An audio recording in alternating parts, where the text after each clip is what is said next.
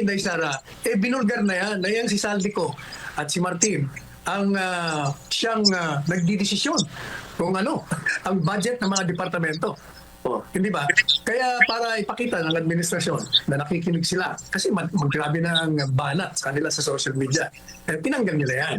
Kaya lang, ang pinalit naman, isa pang force na lawmaker. Authorization po ng technical staff ay para ayusin lamang ang error. Hindi sila authorized na mag-legislate at mag-fill in ng mga blanco sa budget dahil ang pag-fill in at pag-identify ng budget, ang tanging may authorization lamang dyan ay yung mga legislators natin. So mali po yung sinasabi ni Congresswoman Stella Quino. Has been approved and is being signed right now. We will ratify the bicameral report this afternoon. So we will sign right now the bicameral committee report this afternoon. Okay, magandang araw po sa inyong lahat and welcome ulit dito sa ating YouTube Tubunan PH channel, mga kabayan. And nandito na po tayo para sa ating panibagong reaction video para patungkol sa mga nangyayari sa ating bansa, mga kababayan. And nandito pa rin po tayo, dito pa rin po, pag-usapan ko rin po natin itong patuloy na nangyayaring issue dito sa bicameral report na ginawa ng Congress at Senate, mga kababayan. Kasi nga, ito, isa sa nung time na yon, yung Appropriations Committee ay si Zaldico, pero ngayon nung nag-umpisa, bumalik yung Congress, tinanggal o umalis si Zaldico bilang Appropriations Committee at pinalitan ito ng kanyang Vice Chair, mga kababayan, na si Teacher Stella Quimbo, mga kababayan, si Congressman, si Madam Chair, si Congressman Stella Quimbo, mga kababayan. Ito, ang tindi nito, mga kababayan, kasi kung may binanatan ito si Madam Stella Quimbo tungkol doon sa kanyang lusot, mga kababayan. Ako, at hindi lang isang tao, mga kababayan, no? Hindi lang isang tao, mga kababayan. Kung napapansin niyo sa mga nakaraang linggo, sa mga nakaraang buwan, mga kababayan, o parang pinagtutulungan nila itong mga Duterte, mga kababayan, pero ngayon bumaliktad ang ikot ng mundo, mga kababayan, kasi nga instead na sinisiraan nila itong si Vice President Sara Duterte at si former President Rodrigo Duterte, bumabaliktad talaga kasi nga sila itong may ginagawang kabulastugan. At ito ang tindi ng pahayag ni Salvador Panelo, mga kababayan. Naku, tinawag pa itong sinungaling ni pinasinungalingan pa ito ni Chelo Magno, itong palusot ni Stella Quimbo, mga kababayan. At ito, tignan natin ito kung anong sinasabi dito ni Salvador Panelo, mga kababayan. By the way, bago natin umpisahan ito, mga kababayan, like and share ng video natin para of course malaman ng karamihan, malaman ng ibang kababayan natin. And then, paki-subscribe na rin po sa ating channel. Okay? May goal po ako na kung pwede makaabot po tayo ng 1,000 subscribers po para ngayong 2025 at malapit na po yan.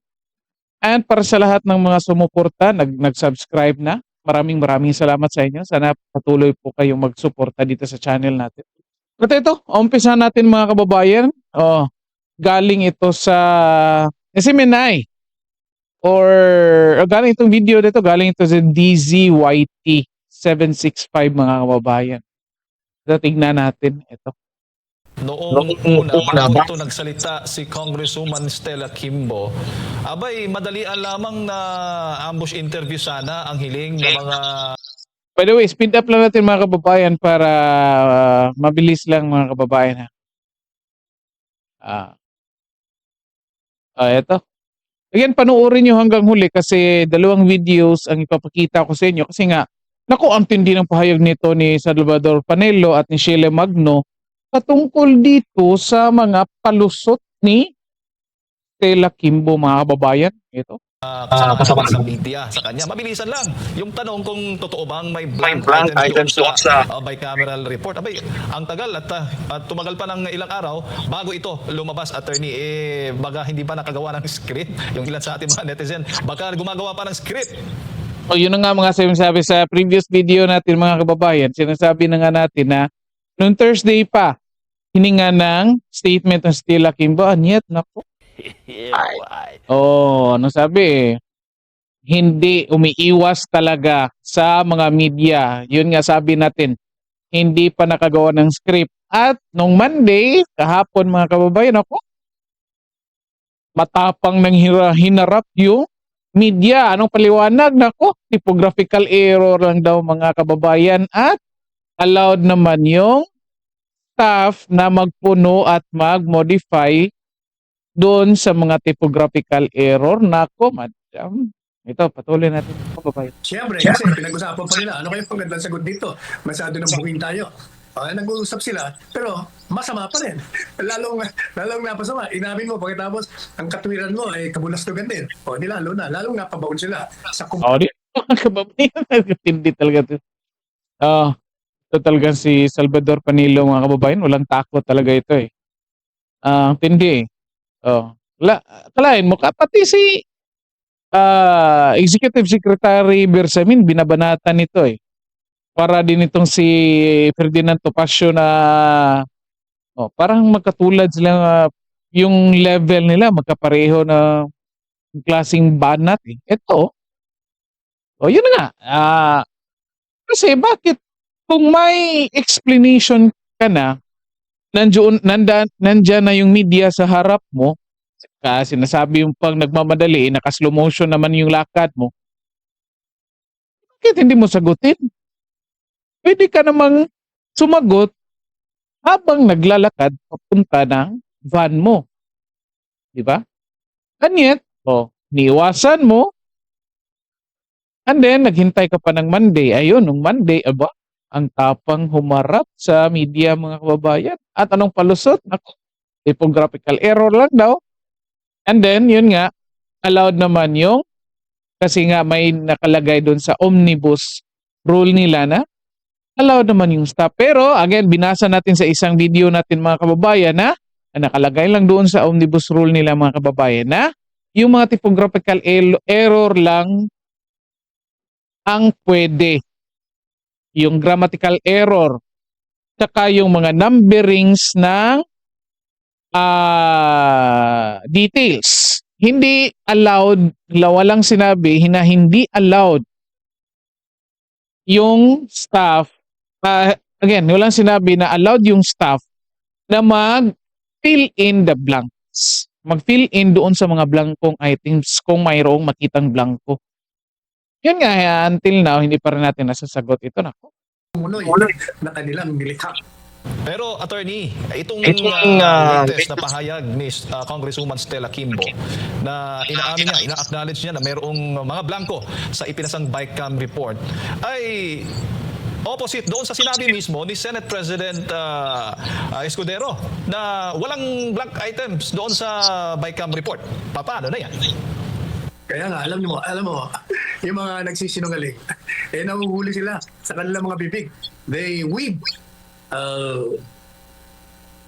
Yung tawag dito, yung spider, di ba? Gumagawa ng, yung gagamba. Gumagawa ng web. Gagagawa nila ng kasinungalingan. Nagbabanggaan tuloy lahat ng mga pinagsasabi nila. Kaya yan, kitang-kita tuloy ang ebidensya. Mga sinungaling talaga. Ang tindi talaga nito. Sinungaling talaga. Mga kababayan. Kasi tingnan niyo mga kababayan. Kung ako si Stella Kimbo mga kababayan, since nagsinungaling na ako, nagsinungaling na yung mga kasama ko katulad ni Cheese Escudero mga kababayan, katulad ni Grace po, I think si Grace po hindi pa rin nagsasalita hanggang ngayon, si Zaldico, Martin Romualdez hindi pa nagsasalita. Pero yung iba, mga kababayan, nagsinungaling na katulad ni Paulo Ortega, katulad ni Ace Barbers. So, kahit hindi nga sinasabi nila na hindi nila nabasa, yet sinasabi pa rin nila na walang blanco. Di ba? O di ba? Akalain mo, anong tawag natin doon? O di ba? O kung hindi mo alam, kung hindi mo nakita, di ang daling sabihin hindi mo nakita yet, pero protektahan itong kasamahan nilang kongresista. Again, kung ako si Stella Kimbo, since nahuli na kung nagsinungaling, edi panindigan mo ng kasinungaling mo. Eto, gumawa ka pa ng ibang kasinungalingan at nilaglag mo pa yung ibang kasama mo. Naku. Well, again, hindi ko naman sinasabi mga kababayan na tama yung magsinungaling, of course, di ba? Pero paano mo maitutuwid yung isang sinungaling, isang kasinungalingan na isa pang kasinungalingan? Mga kababayan, di ba? Oh.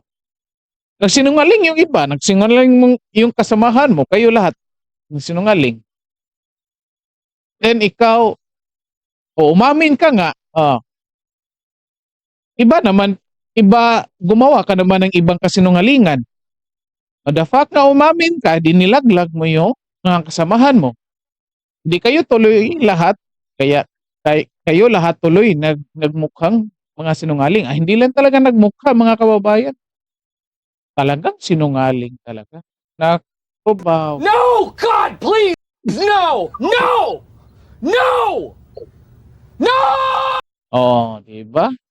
Walang ganyanan. Ang problema kasi kung ako si Madam Stella Kimbo, kapag ganyan, huling-huli na. Again, huling-huli na ha. Kung ayaw mo na magsinungaling, umiiwas ka dyan sa media.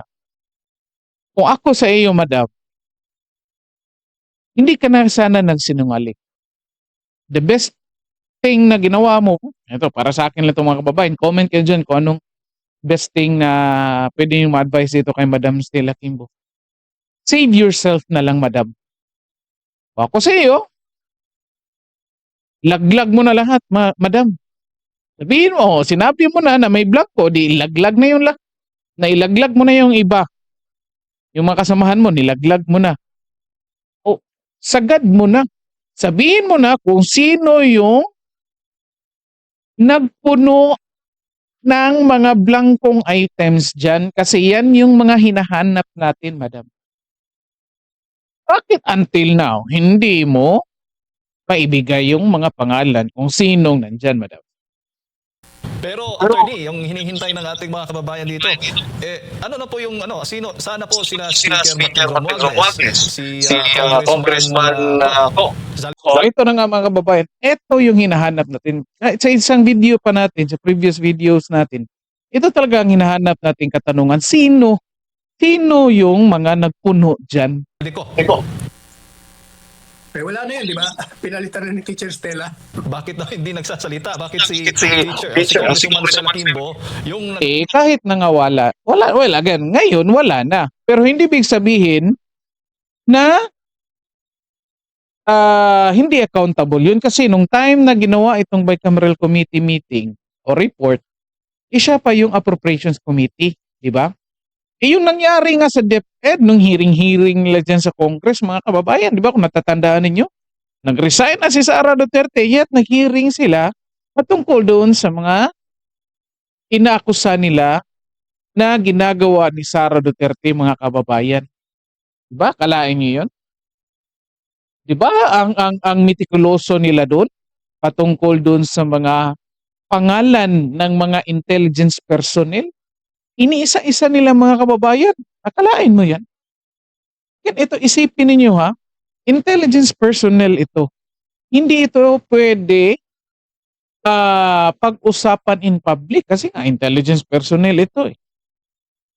Naghahanap ito ng mga informasyon galing sa mga kalaban. Yet ito, ninalabas ninyo kasi nga raw in aid of legislation, mga kababayan. Bakit itong mga nangyayari ngayon dito sa BICAM report, bakit hindi nyo mailabas yung pangalan? Kunti lang naman yung present dyan sa bicameral committee meeting eh. Di ba? May 40 na senador na pumirma. Ilan ba yung sa Congress? Post nyo dyan. Nakalimutan ko kung ilan pumirma sa Congress. Ilan yung nandoon. Tignan nyo. Post nyo dyan kung natatandaan ninyo. Yet until now, wala pa rin tayong makuhang pangalan kung sino yung naglagay ng details. Di ba? Ang tindi ng mga kabulastugan na ginagawa. Magaling lang kayo dyan. Ayuda. Isang ayuda lang yan, sir. Wala. Makakalimutan na itong issue na ito. Sasalita ngayon, sila man sana, yung sabi mo nga, may 4 na opisyal yung mataas during sa BICAM report nitong 2025 national budget nakasama. Ang hindi nila pagsasalita, ibig sabihin, complicit sila. Kasama sila sa sabuatan ng paglalagay ng blanco. Ilagyan nila ng mga figures bago nila ipinadala kay Presidente Marcos Jr. Kaya dapat talaga, buti naman itong si Congressman Onglabe, tinanggap na yung hamon natin na dapat siya manguna. Para samahan naman siya ng mga ibang senador at mga kongresista. Yung may mga natitira pang prinsipyo para yung mga boses nila na nanahimik ng matagal na panahon. Opo. Di ba mga kababayan? Hindi, itong mga argument ni Salvador Panelo, mga kababayan, ito din naman yung mga arguments na ginagamit ng mga kongresista nung time na tinutuligsa pa nila si Vice President Sara Duterte patungkol dyan sa confidential funds. O kung natatandaan ninyo, anong mga sinasabi nila doon? O kung hindi umaattend, o may tinatago. Hindi humaharap sa kanila, hindi umaako ng accountability. Di ba yan yun? Kung natatandaan nyo, kung natatandaan nyo yan. Comment kayo dyan. Correct me if I'm wrong kung walang ganyan. Pero ako, sigurado ako, narinig ko yan. Ang daming kongresista, lalo na yung mga Makabayan Black. Ito, si Madam Stella, ito yung mga nangunguna doon pagtuligsa kay Vice President Sara Duterte doon sa budget hearing. Nawala na nga lang ito nung nag-usapan na yung confidential funds. Yet, ito yung nangunguna Sinazaldi ko. Di ba? May pasabi-sabi pa itong stick to the script Di ba? Yan ito yung ginamit nila ng mga script. Mga linyahan. Kaya ito rin yung ginamit ni Salvador Panelo against sa kanila, mga kababayan. Di ba? Hindi kayo sumasagot, hindi kayo umiimik, ayan. Kasi complicit kayo. Parte kayo ang may alam dyan. Kayo ang nagsasabuatan dyan. Di ba? Ako, ang hirap kasi nito hindi ko lang alam kung hanggang saan ito si Madam Stella Kimbo. Sa pagkakaalam ko, hindi na ito tatakbo ng congressman ngayon. Sa pagkakaalam ko, mayor ang tinakbuhan ito ngayon ng Marikina. At ang tumakbo, again, correct me if I'm wrong, kayong mga taga Marikina, comment kayo dyan kung tama or mali yung sinasabi ko dito patungkol sa, kasi yung husband nito I think yung papalit, mga kababayan.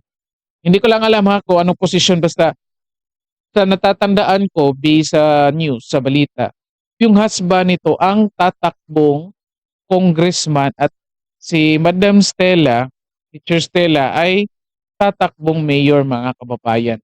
So, I think yan yung naririnig ko. Correct me if I'm wrong, mga kababayan. I might be wrong, ayan.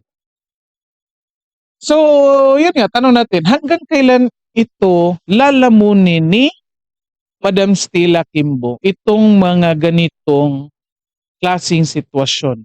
Again, napapahiya ka. In national TV, alam ng mga tao na kasinungalingan yung sinasabi mo. At ang daming tao, yung kasamahan mong ibang kongresista na hindi nyo makontrol, yung ibang mga kritiko, nagkasinungalingan talaga itong sinasabi ninyo. And yet, pinakapalan mo lang yung mukha mo at inaako mo lahat.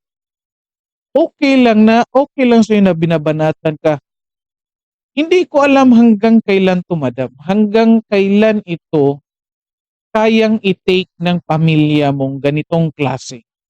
Kung ako, in the first place, hindi ako gagawa ng kabulastugan, madam. Oh, kasi iisipin ko pamilya ko. Yung halimbawa, may mga anak ko nag-aaral. Anong sabihin ng parents niyan? Anong sabihin ng mga classmates niyan? Mga friends ko, anong sasabihin niyan kapag ito ganitong klase? Oh, at least naman lang diyan, madam, diyan ka huhugot ng lakas ng loob para tumayo sa tama. And yet, eto, yung pinagtatakpan mo itong mga kabulastugang ginagawa ng samahan mo. O ang hanggang kailan kaya ka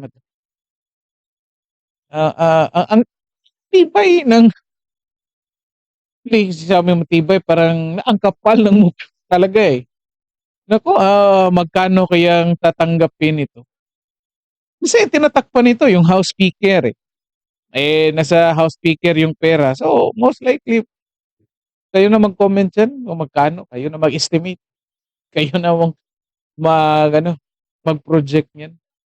O baka in the next weeks, coming weeks, baka may mananalo na naman ng mga loto, mga kababayan. Oh. Of course, hindi natin malalaman yan kung sinong nananalo ng loto. Basta may mananalo ng loto na naman.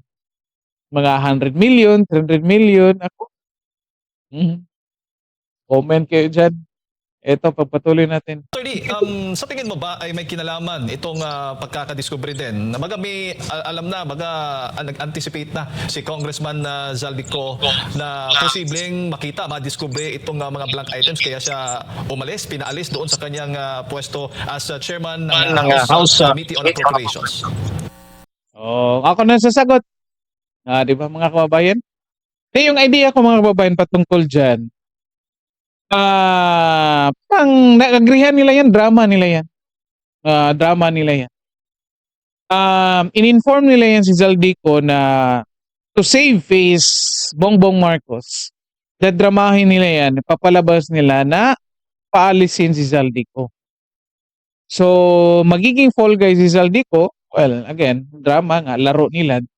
Gagawing fall guy, sasabihin para ipakita sa mga tao na si Zaldico yung may issue or gumagawa ng issue dyan sa mga Appropriations Act dyan sa budget ng Philippine budget natin mga kababayan. At kaya parang pinalalabas nila na hindi involved itong pinsan ni Bongbong Marcos na si Martin Romualdez mga kababayan. Kaya si Zaldico yung magiging fall guy. Di ba? Tama. Tama daw. Kaya, again, drama lang. In-inform na nila yan. Kasi guaranteed na busog yan. Kasi ang laki ng budget, mga kababayan. At, nako, later, sa next video natin, pag-usapan natin yung magkano yung inubo ng budget ng House of Representatives, mga kababayan, pagkatapos ng bicameral committee meeting, mga kababayan. Nakita natin sa next video natin. Diba? Tingnan natin anong sagot ni Panelo dito. Kaya tinanggal at si Congressman Sandro pa ang nag-motion dyan. Yun ay reaksyon sa naganap na napakalaking rally sa Luneta Grandstand. Yung 1.8 million na dumating na pinangunahan ng Iglesia ni Cristo. Kasi napakalaki yon. At tandaan mo, bago ginawa nila yon, pinag-uusapan na yung budget na yan. At una pa riyan, mga ilang linggo nakakaraan, si VP Inday Sara, binulgar na yan. Na yan si Zaldico at si Martin ang siyang nagdidesisyon kung ano, ang budget ng mga departamento. Hindi ba? Kaya para ipakita ng administrasyon na nakikinig sila, kasi maggrabe na ang banat sa kanila sa social media. Tinanggal nila yan. Kaya lang, ang pinalit naman, isa pang na lawmaker. Naku, ang tindi mga kababayan. Isa pang worst lawmaker. Naku. Kawawa naman talaga itong si Madam Stella Kimbo. Ang tindi ng paratang dito ni Salvador Panelo mga kababayan. Well, on the other hand, tignan natin yung sagot ni Panelo. Though magkaiba kami ng point mga kababayan, yet magparehas kami ng ideya kung para saan yung ginagawa nila pagtanggal kay Zaldico. Just to save face Bongbong Marcos mga kababayan. Just to save face Malacanang. Kasi nga, yung sa akin,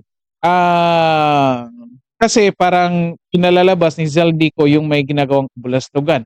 Ito explanation ni Canelo dito na dahil ito sa ginawa ng INC. Kahit kaninong explanation paniniwalaan yung mga kababayan, yet yung goal na ginawa nila dyan, sa pagtanggal nila kay Zaldico ay just to save face Bongbong Marcos mga kababayan. Kaya drama. Para sa akin drama talaga. Halatang drama mga kababayan. Halatang drama. And I think alam ng karamihang kongresista na mangyayari yon. Hindi sila na siya. Tingnan mo pagmumukha, review niyo yung video. Hindi naman na siya. Ito, tingnan natin kung anong sabi dito ni Shelo Magno mga kababayan. Galing ito kay interview ni Ted Filon patungkol dyan sa interview ni Ted Filon kay Shelo Magno patungkol dyan sa explanation ni Madam Stella mga kababayan. Eto. Naging pahayag ni Representative Stella Kimbo at gusto ko pong kunin ang inyong reaksyon. Sinasabi niya po dito, and I quote, "There are two key points I want to stress for the benefit of all. First, the enrolled General Appropriations Bill is complete with no blank allocations among its more than 235,000 line items. Tama nga naman. Wala ka namang blanco doon sa bill na sinabmit sa Malacanang. Di ba, tingnan nyo mga kababayan. Di ba? Nahuhuli talaga sila dito mga kababayan. Nung una, sinabi na mayroong blanco. Pangalawa, sinabi na wala ng blanco ang sinabmit doon sa Malacanang. Well, ito, on the other hand, nagpapasalamat tayo dito kay Madam or Teacher Stella Kimbo kasi nga parang tinutulungan tayong i-identify kung sino yung nag-manipulate ng bicameral committee meeting report mga kababayan. Paano? Ito, number one, sinabi niya na may mga blanco. Diba? Nung pinirmahan. Yet, nung sinabmit, wala ng blanco. So tingnan lang natin yung time na nagpirmahan sila at time nung nagprint ng bicameral committee meeting report mga kababayan. Yung time, yung gap na yun. At ma-identify natin kung sino yung nag-fill in the blanks. Ito, papatuloy natin kung anong sagot dito ni Shelo Magno mga kababayan. Second, the bicameral report explicitly authorized the technical secretariats of both the Senate and the House of Representatives to implement corrections and adjustments as required. This do not affect the integrity nor the legality of the budget. Your reaction, Professor Shelo? Yun po yung nakakatawa doon, no? Ang malaking question talaga dito ay yung validity ng General Appropriations Act. Kasi importante pong sagutin kung sino ang nagkompleto ng mga blanco. Ngayon sinasabi ni Congressman Kimbo na inauthorize ang technical staff para kompletuhin ito. Ang nakalagay po kasi dito sa bicameral committee report, may omnibus provision po doon na ino-authorize ang technical staff. Pero ang authorization lamang ng technical staff ay yung magwasto ng mga clerical error. Yan yung sinasabi natin mga kababayan. Ito, napuna rin ni Shelo Magno mga kababayan. At tama yung sinasabi natin na di ba? Tama yun na. Hindi allowed yung technical staff na sinasabi nila na maglagay ng ng mga blanco. Mga blankong items o mga maglagay ng mga blankong amount mga kababayan. Hindi sila allowed diyan, 'di ba? At ito pagpatuloy natin. Oh. Fill in ng mga blanco. Oo. Dahil ang Professor, medyo nag-choppy lang po tayo sa linya. Ang authorization, dun po kayo medyo Yes. naputol. Opo. Ayan. Ang authorization po ng technical staff ay para ayusin lamang ang error. Hindi sila authorized na mag-legislate at mag-fill in ng mga blanco sa budget dahil ang pag-fill in at pag-identify ng budget, ang tanging may authorization lamang dyan ay yung mga legislators natin. So mali po yung sinasabi ni Congresswoman Stella Kimbo. Pag binasa nyo yung provision, yung omnibus provision sa kanilang bicameral report, malinaw po na ang sinasabi lamang dito ay ayusin ang mga clerical errors, hindi para mag-fill in ng blanks. Ngayon, Oh, 'di ba mga kababayan? Naku, ito talagang si Madam Stella Kimbo mga kababayan. Ito dalawang tao na bumanat. Ma'am, hindi ko alam kung like gaano kakapal hanggang saan hanggang kailan mo ito kaya, Madam or Teacher Stella Kimbo? Hanggang kailan mo ito kayang lamunin itong ganitong klaseng mga komento patungkol dyan sa mga kabulastugang ginagawa nyo? Pinagtatapan mo pa. Again, ako sa iyo, ma'am. May oras pa, madam. May oras pa. Ito panawagan sa advice ko lang sa iyo. Magsalita ka. Aminin mo. Laglag mo na lahat dyan.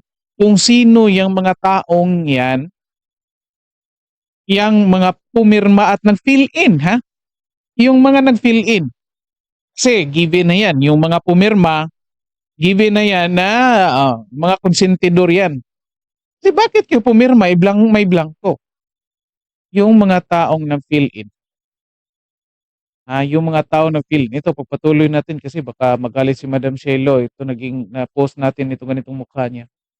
siguro po may isang remedy pa. Kung mayroong minutes of the meeting, ang bicameral committee report na pwedeng pagbasihan ng staff para kumpletuhin ang enrolled bill ay maaaring ilabas sana ng Kongreso. Ina-highlight ko kasi talaga nito yung problema natin na napaka-opaque ng proseso ng bicameral committee. Walang accountability sa taong bayan, walang minutes, walang documentation kung ano nga ba ang pinag-uusapan dyan. Sana kung may documentation, maaari itong mag-guide sa staff. Pero wala rin naman tayong nakikitang mga minutes. Pero babalikan ko, ang Yun na nga mga kababayan ako. Pati si Amy Marcos, yan yung sinasabi. Again, si Amy Marcos nga naghingi ng minutes of the meeting, hindi binigyan eh. Nanghingi ng video, hindi binigyan. Ako na magbigay sa inyo mga kababayan. Ito, ako na magbigay sa inyo ng video nung ratification nila. At ito, ito mga kababayan, tingnan ninyo. Dito. Nako, labis up. Ito. Balita. Bagay na ikinatuwa ng AFP chief. Git pa ng House Leader, sila ang top priority ng pamahalaan. Niratipagkahan na ng Kongreso ang BICAM report ng 2025 budget proposal at ngayon hinihintay na lang ang formal na paglagda ni President Ferdinand R. Marcos Jr. dito para Kailan ito mga kababayan? 1 month ago ito mga kababayan. PTV ito ha. Tignan niyo ito. Na-ratifikahan na. Meaning, na-prove na mga kababayan. Ang bicameral committee meeting ito. tuluyang maisabatas. Slow mo natin mga kababayan para mahimay natin itong sinasabi nila. Ito. Slow motion muna natin. Kindly convey to the AFCs to our men and women in uniform that as we committed that the subsistence daily allowance from 150 to 350 has not only been approved and is being signed right now, we will ratify the bicameral report this afternoon. So We will sign right now the bicameral committee report this afternoon, mga kababayan. Di ba klaro yun? Oh. Listen na. please tell that Nasa na yun? the bicameral report this afternoon. So the bicameral report this afternoon. So Ulit. right now, we will ratify the bicameral report this afternoon. So please tell Di ba? Ah. This afternoon. So most likely, mga kababayan, ito umaga ito. Sino lang nandyan? Tatlo lang sila. Tatlo lang sila, mga kababayan. Oh. At tignan yung pangyayari. In-inform yung AFP chief si Bronner, mga kababayan, na approved na daw. Mga kababayan. Approved na. So, ibig sabihin, may final na numbers na lahat. Di ba? Or approved na. So, most likely, this afternoon, sabi ni Pamba, ratify, pipirmahan nila this afternoon. And kung i-connect mo itong pangyayari na ito doon si sinasabi ni Ungab na nag-send ng kopya ng BICAM report ng hapon, nagpirmahan nung gabi na mga 6 p.m. mga kababayan. And yet, ito, sino lang nandyan, mga kababayan? Nag-send ng kopya, say pagkatapos, sabihin natin pagkatapos nito, nag-send ng kopya doon sa mga congressman. Di ba? And then, napirmahan nung hapon na. Nakto, mga kababayan. regardless of whatever doubts and whatever they heard, that's all they do. Basta nagsalita tayo when we speak, as a speaker in the House, when we speak, we mean it and we will always deliver. Ang tindi ng kapangyarihan ni Martin Romualdez, mga kababayan. As we speak, we will deliver. Di ba? Ang tindi talaga. You are top priority, sir. Nako, niloloko pa si Bronner, top priority, pero tinanggalan ng budget, mga kababayan. Well, anyway, again, ito, mga kababayan, ito lang video na nakuha natin, galing ito sa PTV, na ito nagpapakita na minadali itong pirmahan nila ng bicameral committee meeting. And most likely, ito nga yung sinasabi ni Stella Kimbo na may blanco, yet nung i-print na may laman na. So, nilimita ang idea ni Madam Kimbo kung sino yung mga posibleng taong nag-fill in the blanks doon. Kasi nga, malilimit natin yung oras, no? Doon sa sinasabi niya na napirmahan yung BICAM report kahit may blanco, di ba? Itong time na ito, ng kahapunan nito, and then nung time nung i-print siya. Sino lang yung mga taong may alam? Sinasabi ni Senate President, pagkatapos nilang pinirmahan yan, ang Congress nang bahala dyan. Nasa Congress na yan. So most likely, sinong nangunguna dyan sa Congress? Ito naman po, mga kababayan ako. Ewan ko lang kung imbestigahan ito sa Congress, mga kababayan. Pero dapat, imbestigahan ito. Kasi ito, harap-harapang kasinungalingan, pagnanakaw. Again, sa sunod-sunod na video natin, mga kababayan, pag-usapan natin kung magkano yung inilaki ng budget ng House of Representatives, mga kababayan, pagkatapos ng BICAM meeting. Okay? So dito na lang po muna tayo, mga kababayan, and then pag-like and share ng video nito para makita ng kababayan natin. then huwag kalimutan po mag-subscribe sa channel. Okay? So maraming salamat sa lahat at magandang araw sa inyo.